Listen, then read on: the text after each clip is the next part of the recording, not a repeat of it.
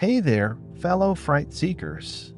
Welcome back to Silent Screams, where we dive deep into the darkest corners of human experience. Tonight's tale comes from our latest collection, True Creepy Horror Stories, When Solitude Turned Sinister, terrifying tales of home invasions that will make you double-check your locks. Grab your favorite blanket, make sure all your doors and windows are locked, and prepare to question every bump in the night. Remember, this isn't just another scary story. It's a real account from someone who learned the hard way that sometimes being home alone can be the most terrifying experience of all. Let's begin.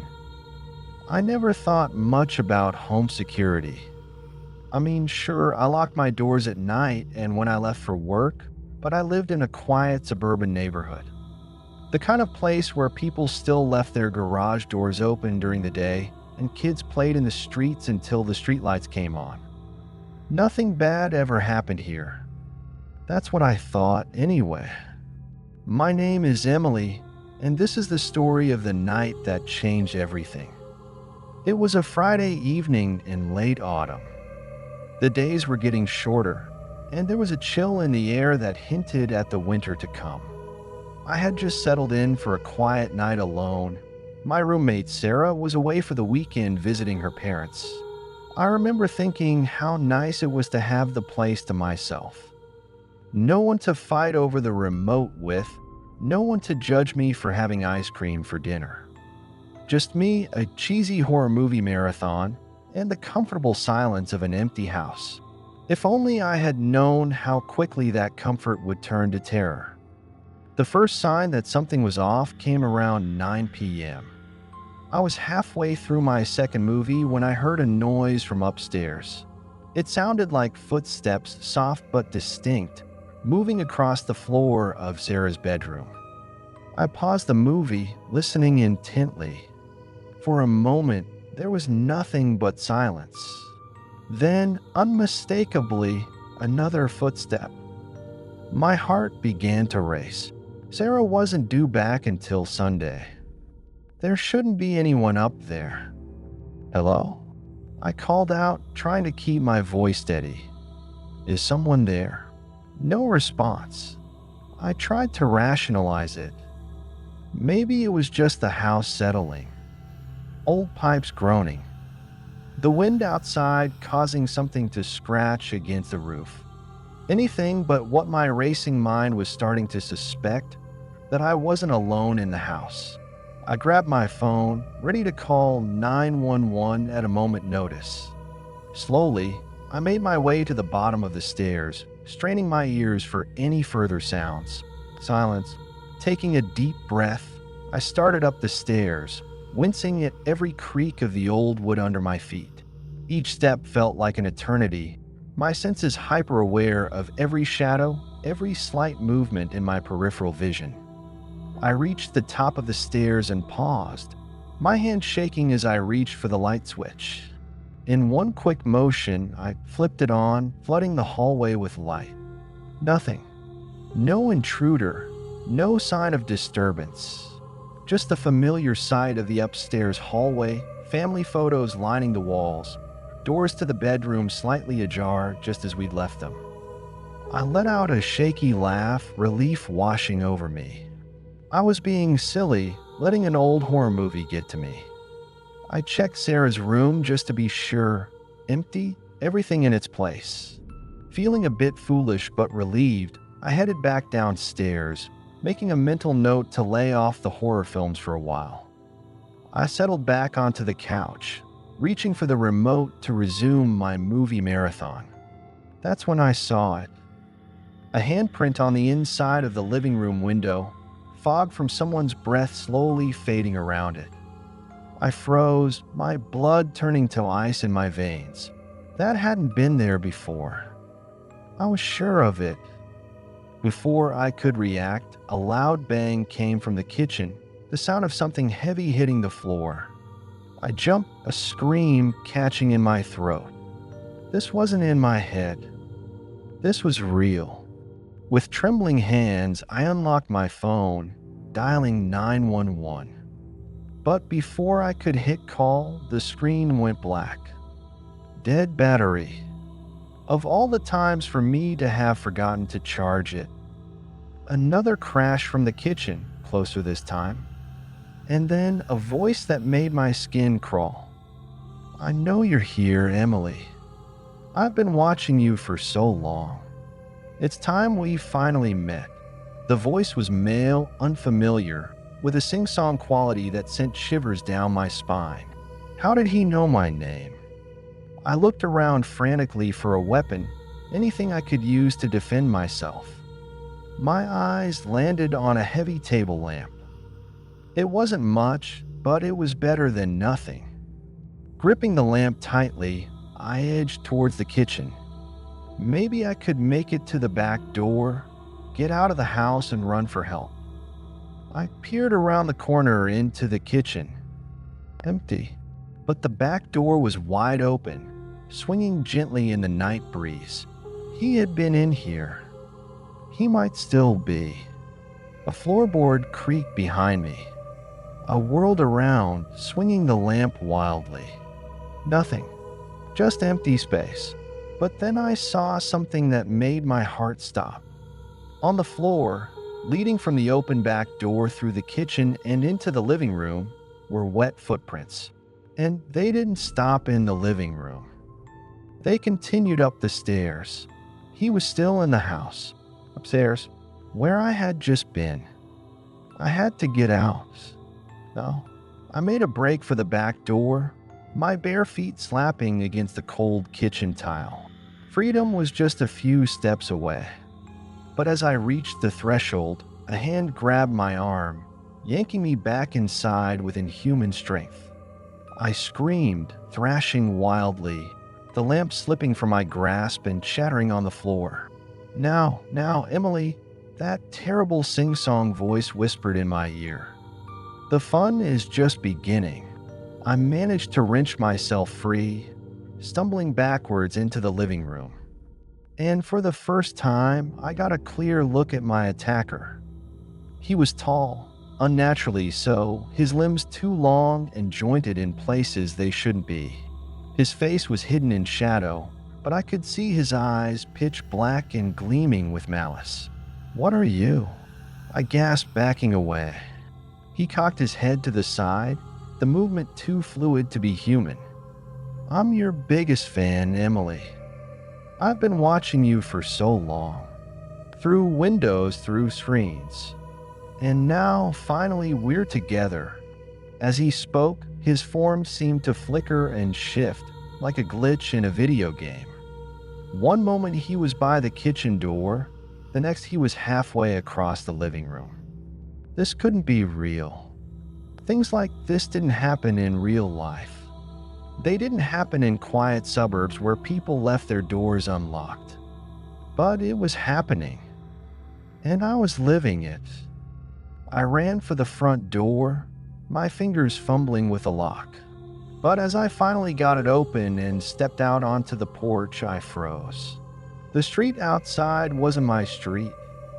The houses were wrong, Victorian monstrosities with dark windows that seemed to watch me. The sky above was a roiling mass of unnatural colors, flashes of lightning illuminating twisted shapes in the clouds. "What's wrong, Emily?" the creature asked, suddenly beside me. "Don't you want to go outside and play?" I slammed the door shut, my mind reeling. What was happening? Had I fallen asleep watching those horror movies? Was this all some vivid, terrible dream? A cold laugh made me turn around. The creature was in the center of the living room, but now he wasn't alone. Dark shapes were emerging from the shadows, under the couch, from behind the curtains, seeping out of the walls themselves. They were vaguely humanoid but wrong, their proportions distorted, their movements jerky and unnatural. "Your fear is delicious," the creature said, inhaling deeply as if savoring a fine wine. "We're going to have so much fun together, Emily. For eternity." The other shapes moved closer, their featureless faces somehow conveying hunger, anticipation. I was backed against the front door, my options exhausted. This was it. This was how it ended. But then, just as the creature reached out for me with those two long fingers, a voice cut through the nightmare. "Emily, Emily, wake up." I jolted awake with a gasp, my heart pounding. I was on the couch, the TV still playing quietly in the background. And there, shaking my shoulder gently, was Sarah. "Sarah?" I said, my voice hoarse. I thought you weren't coming back until Sunday." She looked at me with concern. "It is Sunday. I've been trying to wake you for 5 minutes. Are you okay? You were thrashing around and muttering in your sleep." I looked around the living room. Everything was normal. No handprints on the windows, no wet footprints on the floor, no dark shapes lurking in the corners. I had a nightmare," I said, relief washing over me. It felt so real. Sarah gave me a sympathetic smile. "That's what you get for binging horror movies all weekend. Come on, I'll make us some coffee and you can tell me all about it." As I followed Sarah into the kitchen, I couldn't shake the lingering unease from my dream. It had felt so vivid, so terrifyingly real. While Sarah busied herself with the coffee maker, I glanced out the kitchen window into the backyard. For a moment, just a split second, I thought I saw a tall, unnaturally thin figure standing by the fence, watching the house. But I blinked, and it was gone. Just leftover nerves from the nightmare, I told myself. Nothing more. But as I turned back to Sarah, I noticed something that made my blood run cold. There, on the kitchen floor, barely visible but unmistakably there, was a single wet footprint. Before I could react, the lights flickered, plunging the kitchen into momentary darkness. And in that instant of blackness, I heard it, that sing-song voice from my nightmare, whispering right next to my ear. "Did you really think you could wake up so easily, Emily?" The lights came back on. Sarah was looking at me strangely, concern etched on her face. "Emily, what's wrong? You look like you've seen a ghost." I opened my mouth to respond, but no words came out. How could I explain what was happening when I didn't understand it myself? The rest of the day passed in a haze of paranoia and confusion. Every shadow seemed to move when I wasn't looking directly at it. Every reflection in a mirror or window seemed to show something lurking just behind me, only to vanish when I turned around.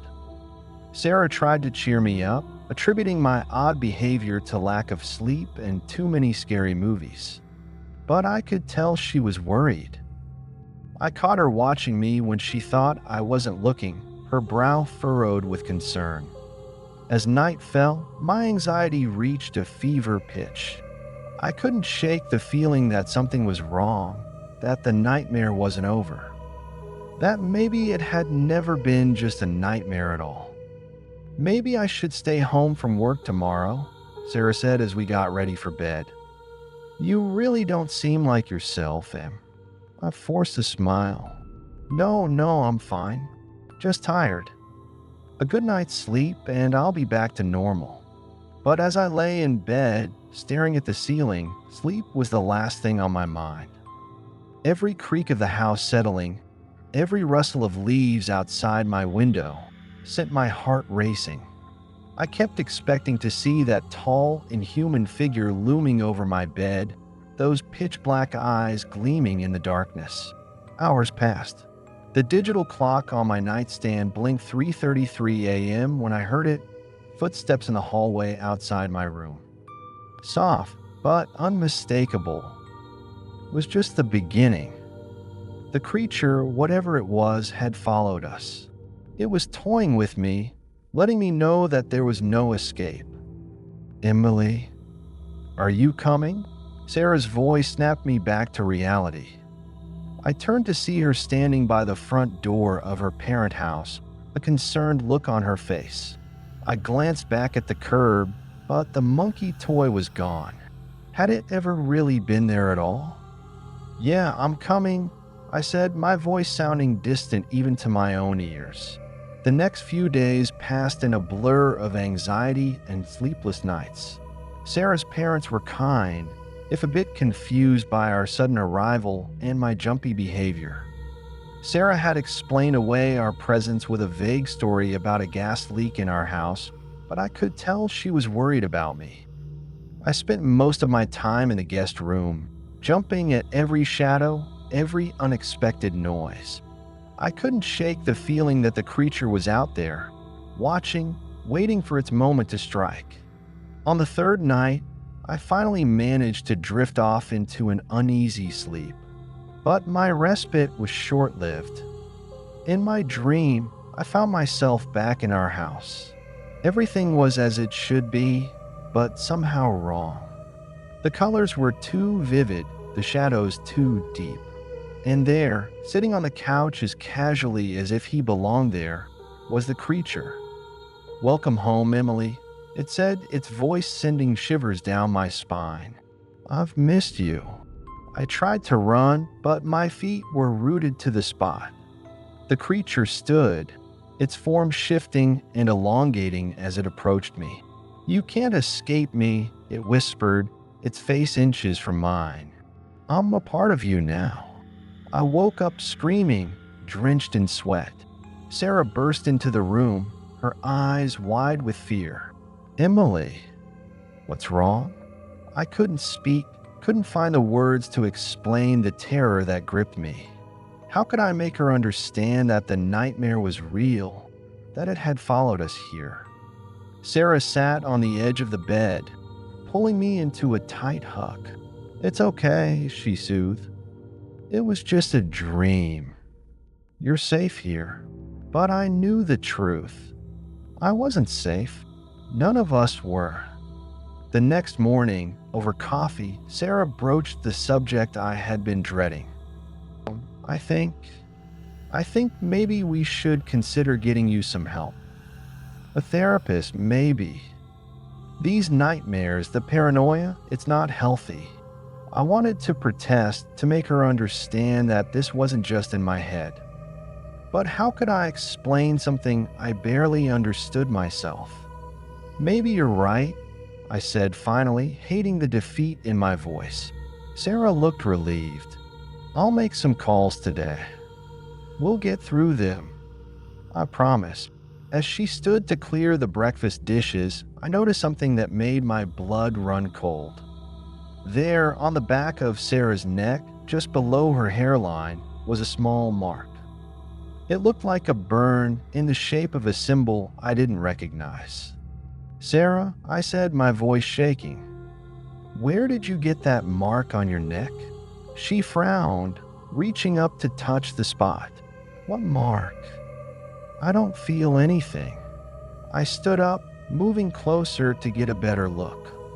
But as I approached, the mark seemed to fade away, like a mirage dissipating in the desert heat. "Never mind," I said weakly. I must have imagined it, but I knew I hadn't. The creature wasn't just after me anymore. It had marked Sarah too. That night, I made a decision. I couldn't put Sarah and her family in danger any longer. I had to face this thing, whatever it was, on my own. I waited until the house was quiet, everyone else asleep. Then, as silently as I could, I crept downstairs and out the front door. The night was cool and clear, a full moon casting eerie shadows across the suburban landscape. I started walking, not sure where I was going, but knowing I had to get away. I had only gone a few blocks when I heard it, that familiar sing-song voice, carried on the night breeze. "Oh, Emily, did you really think you could run from me?" I spun around, my heart pounding. There, in the middle of the street, stood the creature. In the moonlight, I could see it clearly for the first time. Its skin was pale and waxy, stretched too tight over an impossibly thin frame. Its fingers were long and jointed in too many places, ending in sharp points. And its face was a shifting mass of features, never settling on one configuration for more than a moment. "What are you?" I asked, surprised by the steadiness in my voice. The creature's face settled into a grotesque approximation of a smile. "I'm many things, Emily. A nightmare given flesh. A bridge between realities. But most importantly, I am your destiny." It took a step towards me, its movements fluid and unnatural. "You've been chosen, Emily, to witness the truth of existence, to see beyond the veil of reality." I backed away, my mind racing. "I don't understand. Why me?" The creature's laugh was like breaking glass. "Why not you? You've always been special, Emily. Always been able to see things others can't. Remember the shadows in your childhood bedroom? The whispers in empty rooms? That was me preparing you." Memories flooded back, things I had long suppressed or explained away. The dark figure at the foot of my bed when I was 7. The voice that used to call my name when I was alone in the house as a teenager. "No," I whispered. "No, this isn't real. You're not real." The creature was suddenly right in front of me, its cold breath on my face. "Oh, I'm very real, Emily. And it's time for you to accept your role in what's to come." It reached out, its long fingers wrapping around my wrist. Where it touched me, I felt a searing pain like my skin was being branded. I screamed, trying to pull away, but its grip was like iron. "Stop, please. Emily. Emily, wake up." My eyes snapped open. I was back in the guest room at Sarah's parent house, Sarah shaking me awake. Sunlight streamed through the windows. "You were having another nightmare," Sarah said, her face pale with worry. I sat up, my heart still racing. "It wasn't a nightmare," I said. "It was real. All of it."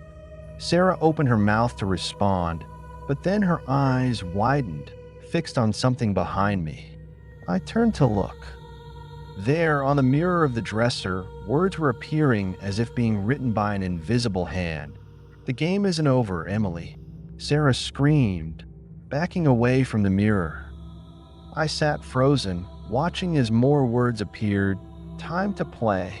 Suddenly, the room began to warp and shift around us. The walls seemed to breathe, pulsing in and out. The floor rippled like water. And from every shadow, every dark corner, came that terrible laugh. "What's happening?" Sarah cried, clinging to me. I stood up, pulling Sarah with me. "We have to get out of here." "No." We ran for the door, but it slammed shut before we could reach it. The laughter grew louder, seeming to come from everywhere at once.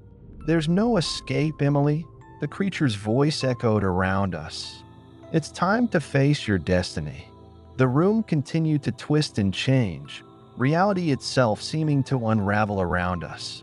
Sarah was sobbing, her grip on my arm painfully tight. I closed my eyes, trying to think. There had to be a way out, a way to fight this thing. And then, in a moment of clarity, I understood. This was my mind, my reality. The creature might have invaded it, might have twisted it, but at its core, this was still my world.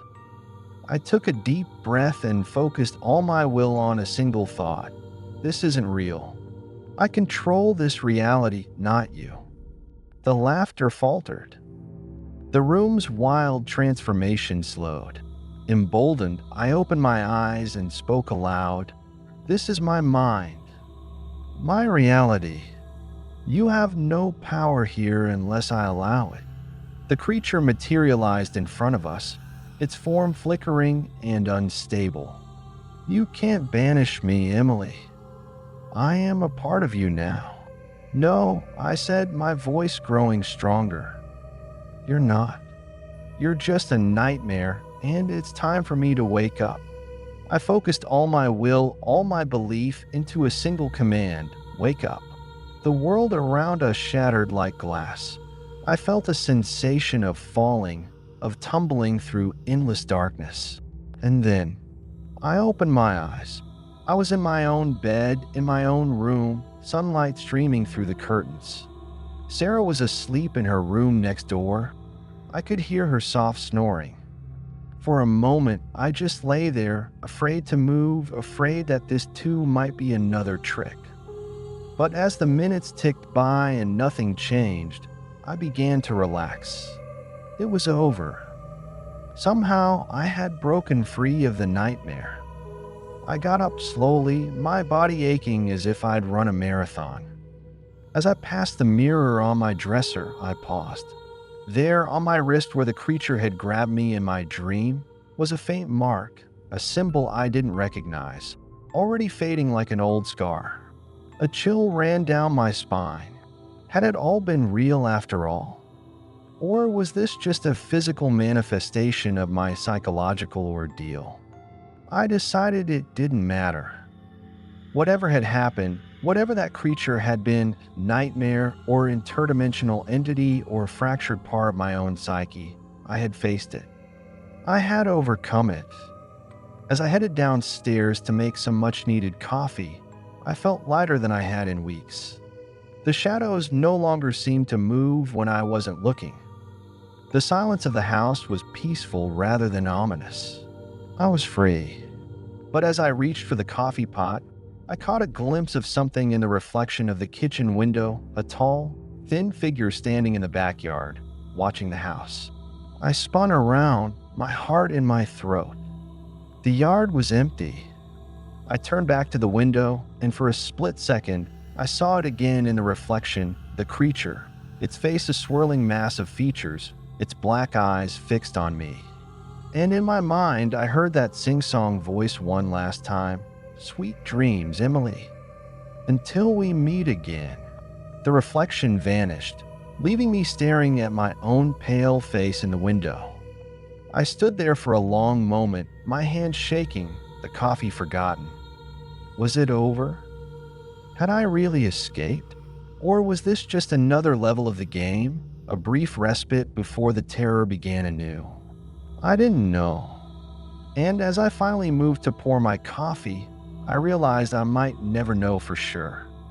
The boundaries between reality and nightmare, between sanity and madness, had been blurred. I had glimpsed something beyond the veil of normal existence, and that knowledge would stay with me forever. All I could do now was live my life, stay vigilant, and hope that if the creature ever returned, I would be strong enough to face it again. As I sipped my coffee, watching the sun rise over the quiet suburban street, I made a silent promise to myself. I would not live in fear. Whatever came, whatever horrors might be lurking in the shadows or the corners of my mind, I would face them head on. Because in the end, the greatest power the creature had was the fear it inspired. And I refused to be afraid any longer. But even as I made this vow, a small part of me wondered, was that really my own thought? Or was it just what the creature wanted me to think? The line between reality and nightmare had been blurred, and I knew that a part of me would always be looking over my shoulder, waiting for that sing-song voice to whisper once more, "Let's play again, Emily." And so my story ends, or perhaps it's only just beginning. The next time you're home alone and you hear an unexpected noise, or see a shadow move in a way it shouldn't, remember my tale. Remember that sometimes the things we dismiss as imagination or tricks of the light might be something more. Something waiting. Something watching. Something ready to pull you into a game you never asked to play. Sleep tight, and may your dreams be peaceful. But if they're not, well, you know now what might be waiting in the darkness. Sweet dreams, dear listeners. And remember, you're never truly alone.